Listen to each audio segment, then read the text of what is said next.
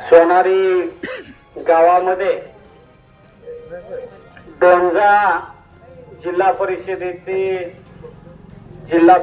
अधिकृत उमेदवार भाऊसाहेब खरसडे, पंचायत समितीचे अधिकृत उमेदवार राष्ट्रवादी काँग्रेस पक्षाचे मिस्किन, पलीकडच्या पंचायत समितीचे उमेदवार पंकज नाना पाटील, आपण सर्वजण उन्हामध्ये या ठिकाणी बराच वेळापासून उभा आहे, त्यामुळे माफी मागून सर्व व्यासपीठ पक्षाचे गावातले सोनारीला आलेले तालुक्यातील सर्व नागरिक 28 तारखेला दुर्दैवी घटना घडली। सकाळी दादांच्या अपघाताची बातमी आपल्याला सोशल मीडियावर पाहायला मिळाली। ही बातमी कुणीतरी खोडसाळपणाने टाकली असेल अशी आपल्या सर्वांची समजूत होती, परंतु दुर्दैवानं ती बातमी खरी निघाली। माझ्यावर, तुमच्यावर, मतदारसंघावर नव्हे तर पूर्ण महाराष्ट्रावर आणि दादांच्या कुटुंबावर खूप मोठा आघात त्या ठिकाणी झाला आणि कधी न भरून निघणारं नुकसान आपलं या ठिकाणी झालेलं आहे। त्याची श्रद्धांजलीचा कार्यक्रम आपण या ठिकाणी घेतला।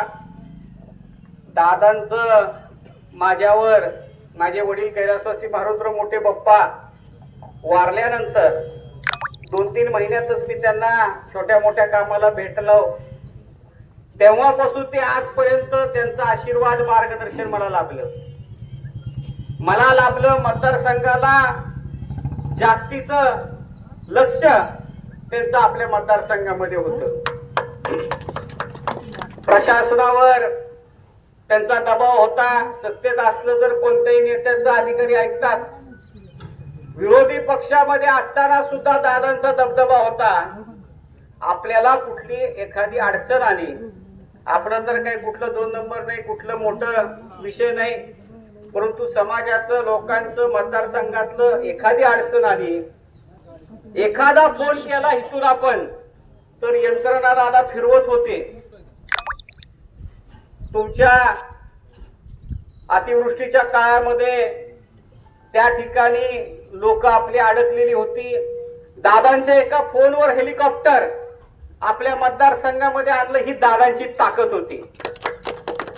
आपल्या माग आधार होता, आशीर्वाद होता। ही दुर्दैवी घटना घडल्यानंतर आता आपण कुणाला बोलायचं, कुणाकडे आपला प्रश्न न्यायचा, हा सगळ्यांनाच आपल्याला पडलेला प्रश्न आहे। परंतु दुसरीकडे दुर्दैव घटना घडली असली तरी दादांनी जो पक्ष मोठा केलाय त्या ठिकाणी त्याचे पक्षाचे कार्यकर्ते इलेक्शन मध्ये उभा आहेत। एरवी इलेक्शन नसतं तर महिनाभर आपला हा कार्यकर्ता घराच्या बाहेर निघाला नसता दुःखामुळं, परंतु आज एकीकडे इलेक्शन, एकीकडे दुर्दैवी घटना, आपण कुठलाही बँड, कुठलाही त्या ठिकाणी ढोलीबाजा नाही, कुठलाही त्या ठिकाणी फटाके नाहीत, त्या ठिकाणी कुठलाही प्रकारचा गाजावाजा न करता साध्या पद्धतीने प्रचार या ठिकाणी चालू केलेला आहे। शेवटी दादा असते आणि त्यांच्या वेळेस त्यांचे कार्यकर्ते इलेक्शनला उभे आले असते तर दादा सुद्धा प्रचारामध्ये एखादी घटना विसरून कामाला लागले असते। आणि आज तर आपल्या सर्वांची जबाबदारी आहे, सर्व कार्यकर्त्यांची।